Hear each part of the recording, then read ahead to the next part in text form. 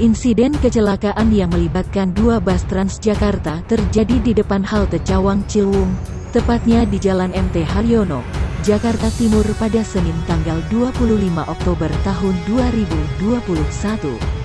Akibat kecelakaan ini, 3 orang dilaporkan meninggal dan puluhan lainnya mengalami luka.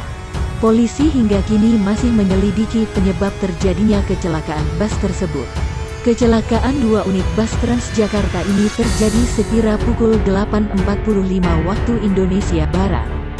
Dikutip dari Warta Kota Live, kecelakaan terjadi di jalur busway dari arah Pancoran menuju Cawang.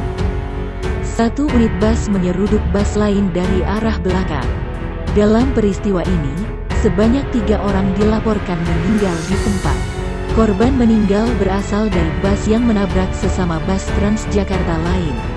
Direktur Lalu Lintas, Dirlantas Polda Metro Jaya Kombes Sambodo Purnomo Yogo mengatakan, ada sebanyak 30 orang yang mengalami luka dalam insiden ini.